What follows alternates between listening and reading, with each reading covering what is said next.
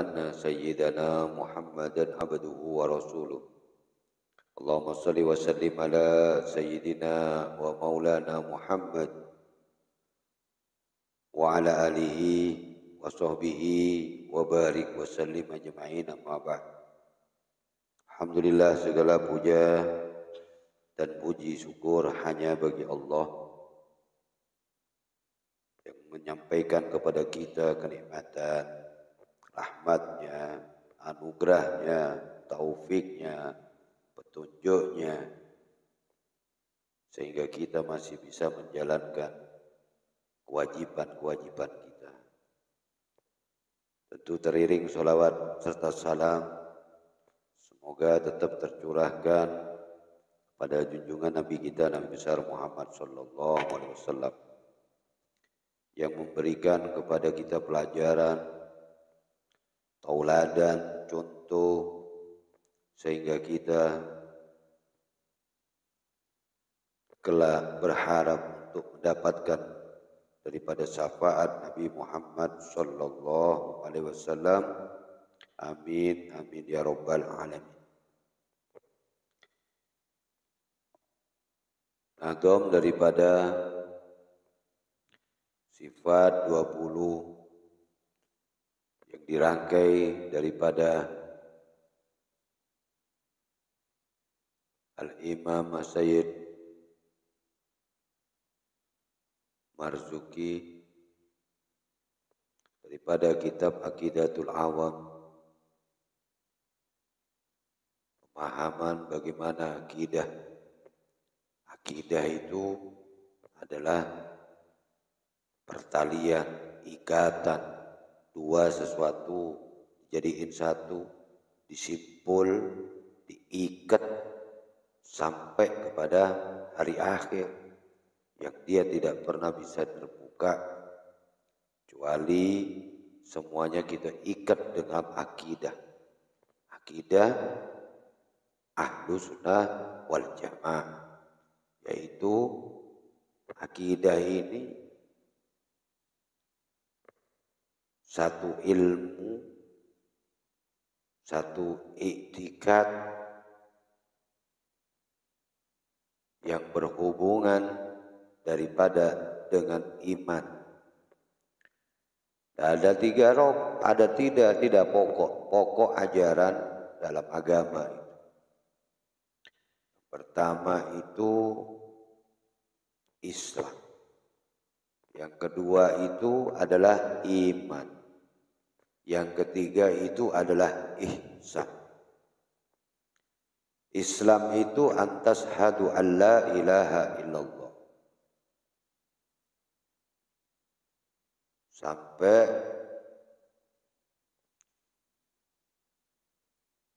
hijjul baiti man istata'a ilaihi sabila. Rukun iman. Yang kedua soal iman. Iman itu adalah antu'minu billah wa rasulih sampai kepada wa bil qadari khairi wa syarri, yaitu percaya kita kepada qada dan qadar, baik yang baik maupun yang tidak baik. Yang ketiga itu ihsan. Ihsan itu kita beribadah kepada Allah Subhanahu wa taala seolah-olah Allah itu melihat kepada kita.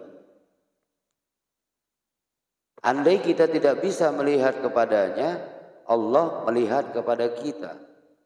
Jadi kalau sudah kita dalam pengawasan Allah, itu tidak mungkin kita melakukan hal-hal yang lain. Hal-hal yang di luar. CCTV itu bisa terbatas oleh kuota. Kabel bisa rusak, digigit, nepi umpamanya. Kuota bisa habis, listrik bisa padam, CCTV tidak berfungsi. Tapi kalau Allah yang melihat, tidak kenal dengan yang namanya putus kabel. Jadi kita pada takutnya kepada CCTV apa kepada Allah. Pengawasan CCTV apa pengawasan Allah. Nah ini ihsan. Ihsan. Nah ilmu yang dalam Islam itu biasanya ilmu itu disebut dengan ilmu fikih. Ilmu fikih. Tentang dasar-dasar hukumnya. Tentang dasar-dasar dalam hukumnya. Bagaimana kita bermuamalah, bagaimana ibadah kita. Terus kalau masalah iman itu ilmu tauhid. Ilmu tauhid. Ilmu akidah. Ilmu akidah tentang sifat-sifat Allah. Bagaimana sifat wajib bagi Allah, mustahil bagi Allah, jaiz bagi Allah. Itu di iman. Sementara di ihsan itu adalah ilmu akhlak. Bagaimana cara kita, hati kita, bagaimana akhlak ini mengatur, bagaimana kita berperilaku. Biasanya itu juga disebut dengan tasawuf. Tasawuf berasal dari kata sofa. Sofa itu artinya suci. Mensucikan diri kita dari kesalahan. Membersihkan diri kita dari ketidakbaikan. Menjauhkan kita daripada hal-hal yang dilarang. Itu tasawuf. Nah semuanya itu dirangkai dengan ilmu. Semuanya itu dirangkai dengan ilmu. Maka bait yang berikutnya adalah wa qaimun ghaniyun wa wahidun wahai qadirun muridun alimun bikulli syai. Yaitu wa qaimun, Allah itu qaimun yang maha mengatur, ghaniyun Allah itu yang maha kaya, wa wahidun Allah itu yang esa, wa qadir dan Allah itu yang maha wahai, yang maha hidup, qadirun adalah Allah itu yang maha kuasa, muridun Allah itu yang maha berkehendak, alimun yang maha mengetahui, bikulli syai terhadap segala sesuatu.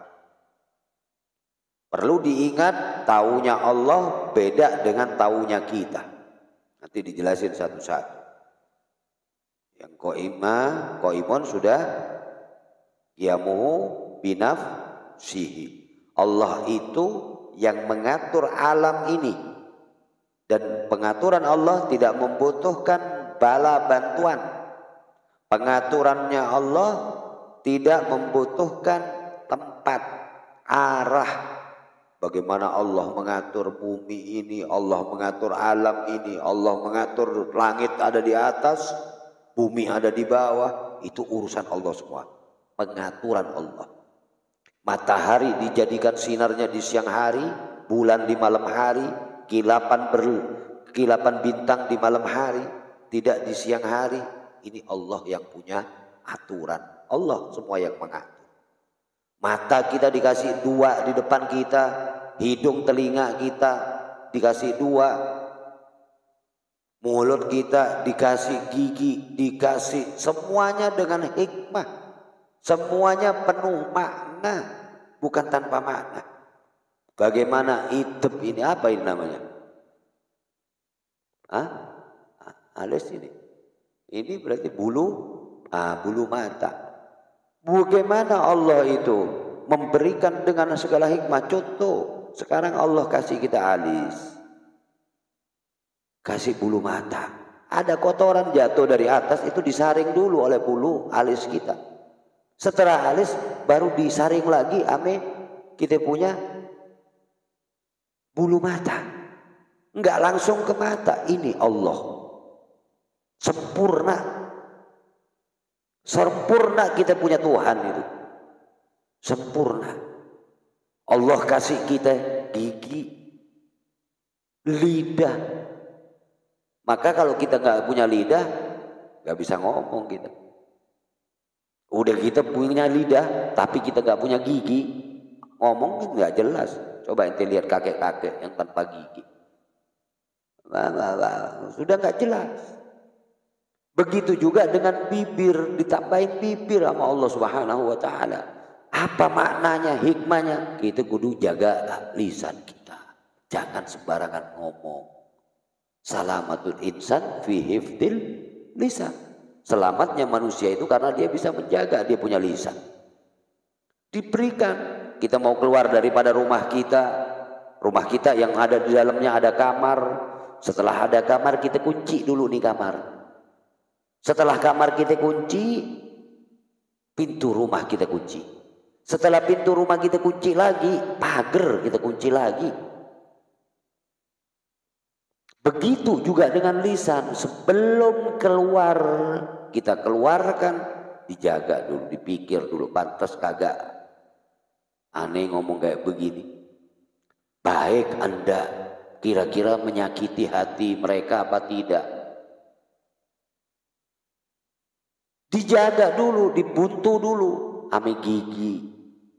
Enggak sembarangan, kita jaga lisan itu. Jadi Allah Subhanahu wa taala mengaturnya, Allah itu tidak membutuhkan kepada tempat dan arah. Yang berikutnya wahid, Allah itu esa. Bermuaranya semua sifat yang sempurna kepada Allah Subhanahu wa taala. Allah itu satu, tidak dua. Sifatnya satu dan perbuatannya itu juga menyatu, bukan satu sifatnya. Sifatnya Allah memang satu utamanya. Jadi esa satu, datnya itu yang diartikan daripadanya itu satunya. Allah itu tidak membutuhkan susunan, tidak membutuhkan tataan. Kalau 2, 3, 4, 5 berarti membutuhkan yang ke satu begini, yang ketiga begini, disusun, tersusun. Jadi Allah tidak membutuhkan susunan, tidak ada bagian-bagian daripadanya, karena Allah satu. Allah ini bukan benda, bukan sifat daripada benda tersebut. Gak bisa kita samakan Allah dengan apapun, dengan benda apapun, karena Allah berbeda dengan makhluk-makhluknya, berbeda dengan ciptaannya. Allah adalah maha satu, yaitu adalah hakikat daripada Allah Subhanahu wa ta'ala, satu. Dan tidak bisa yang mengetahui hakikatnya Allah, kita nggak perlu. Allah itu bagaimana ya, nggak perlu, nggak usah ke sana, karena yang tahu hakikatnya Allah hanya Allah. Yang tahu hakikatnya Allah hanya Allah. Mustahil alam ini ada kalau tidak ada yang menciptakan. Siapa yang menciptakan? Allah. Udah sampai di situ sudah. Gak perlu pertanyaan berikutnya, sudah sampai di situ. Nah, baru itu namanya keimanan. Keimanan itu.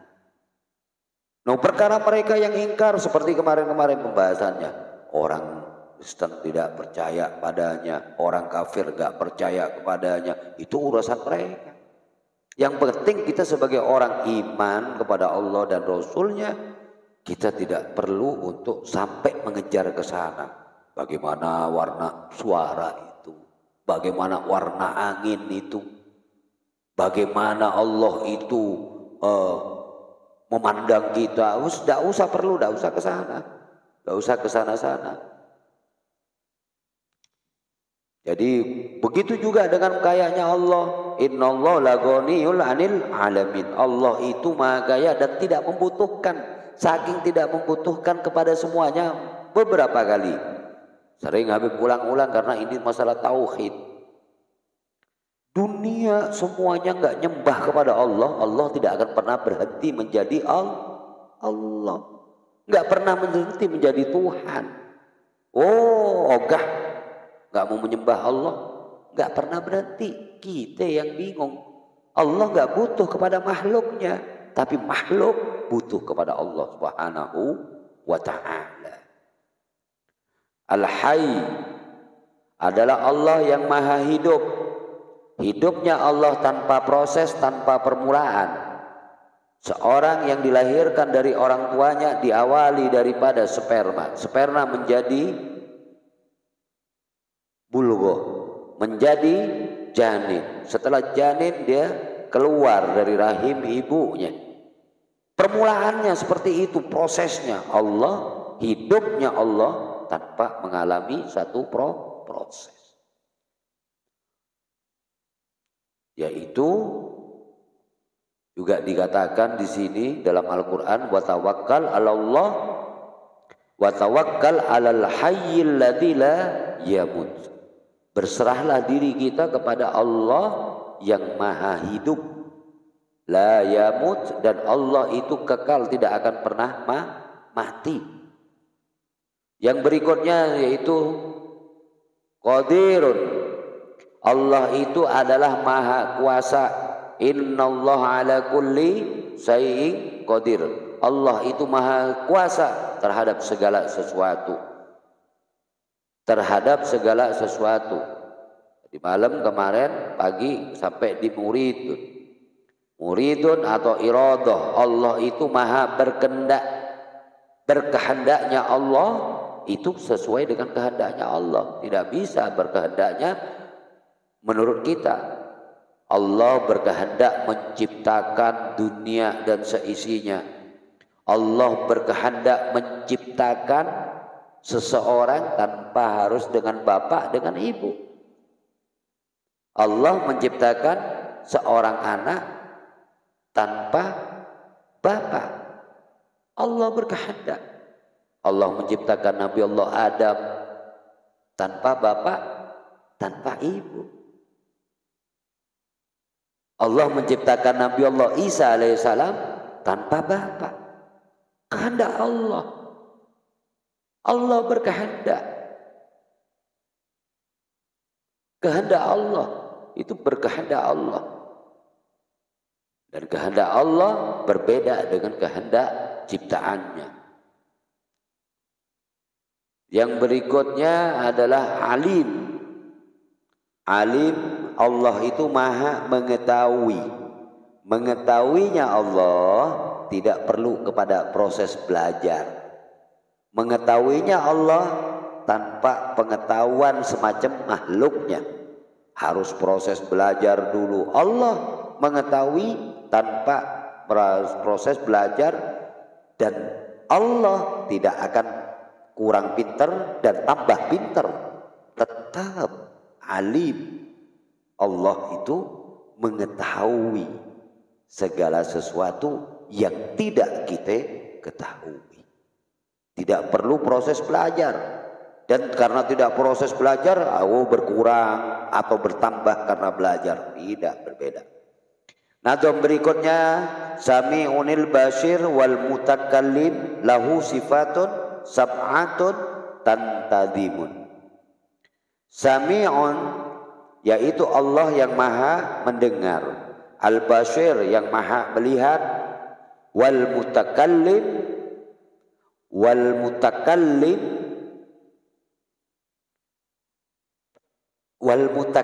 ini di sini maksudnya itu yang maha memberikan petunjuk, yang maha memberikan petunjuk, bukan sekedar berkata atau berbicara, tetapi memberikan petunjuk. Wal mutakallim, Al-Quran kalam Allah. Petunjuk di dalam Al-Quran itu adalah kalam Allah. Petunjuknya ada di situ. Lahu sifatun sab'atun tandadimun, dan untuk Allah ada 7 sifat yang teratur terus berurutan.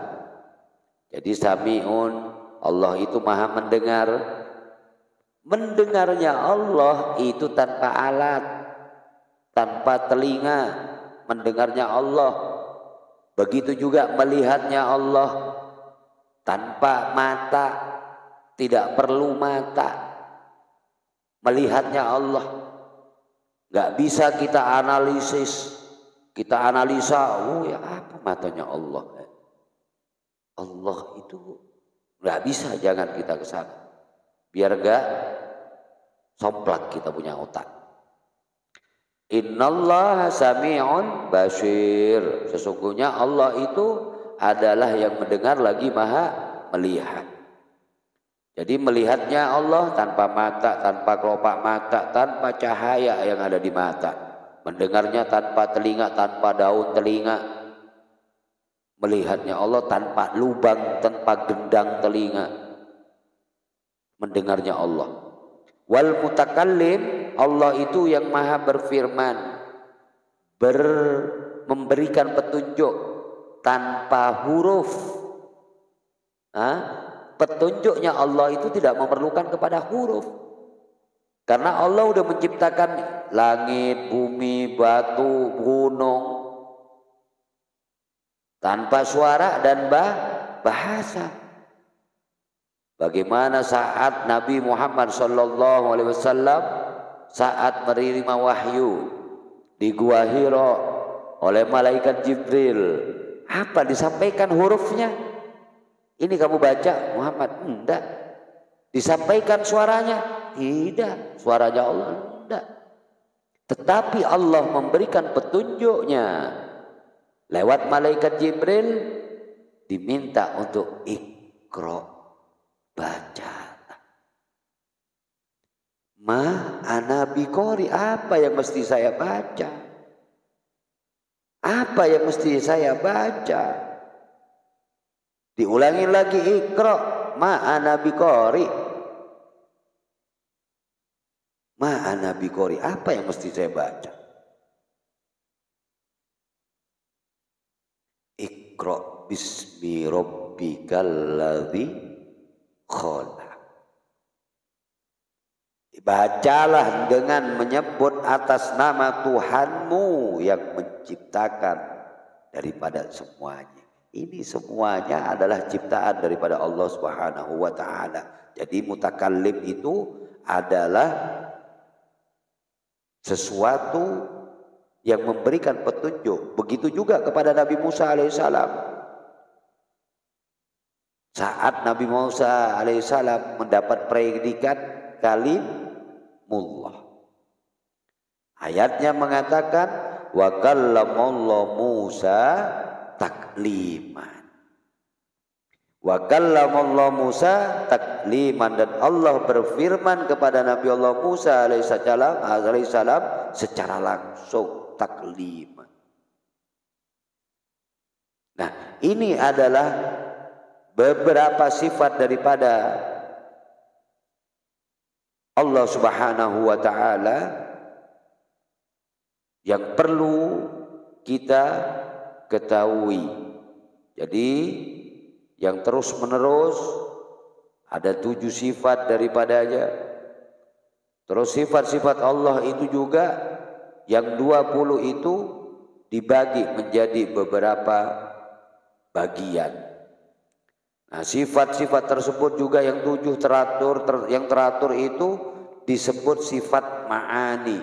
Sifat ma'ani itu yaitu sifat yang wajib bagi daripada Allah Subhanahu wa taala, sifat dasarnya. Dan yang berikutnya itu diulangi lagi dalam penyebutannya untuk yang sifat yang 20 tadi. Yang ada hikmah di situnya, maknanya sifat tersebut. Jadi Allah Subhanahu wa taala adalah sifat 20, dan yang sifat 20 tersebut dibagi menjadi 4. Yang pertama diperhatiin sifat nafsiyah. Yang kedua sifat salbiyah. Yang ketiga sifat ma'ani. Yang keempat adalah sifat ma'nawiyah. Sifat nafsiyah itu adalah sifat sesuatu yang wajib untuk zat Allah Subhanahu wa taala. Itu sifat nafsiyahnya Allah.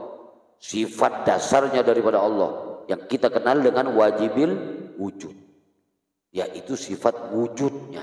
Adanya Allah itu absolut, bayin, senyatanya nyata. Itu sifat yang dimaksud daripada wujud tersebut. Nyatanya nyata, kayak jam 12 siang hari matahari lagi keras-kerasnya. Itu sifat nafsiyahnya Allah, yaitu wujud. Yang kedua sifat salbiyah daripada Allah Subhanahu wa taala, yaitu sifat yang menolak segala sifat-sifat yang tidak layak pada Allah Subhanahu wa taala. Yaitu apa sifat yang menolak yang tidak layak pada bagi Allah Subhanahu wa taala? Ada 5. Qidam, baqa, mukhalafatun lil hawadisi, qiyamu binafsihi, dan wahdaniyah. Yang berikutnya, yang ketiga, sifat ma'ani. Adalah sifat yang pasti ada pada zat Allah Subhanahu wa taala, yang sesuai dengan kesempurnaannya. Dan sifat ma'ani ini ada 7. Sifat ma'ani ini ada 7, yaitu kudrat, iradah, ilmu, haya, sama, basar, dan kalam. Itu sifat yang ketiga. Yang keempat, sifat maknawiyah, yaitu sifat Allah Subhanahu wa taala yang dilazimkan atau yang menjadi satu akibat dari sifat ma'ani. Sifat maknawiyah itu adalah qadirun, muridun, alimun, hayyun, sami'un, basirun, dan mutakallimun. Itu sifat daripada yang 20 dibagi menjadi 4. Dibagi menjadi 4. Jadi besok kita bagaimana nafsiyah itu, bagaimana salbiyah itu, bagaimana ma'ani itu, bagaimana maknawiyah itu. Wallahu a'lam. Ya Rabbana ta'arafna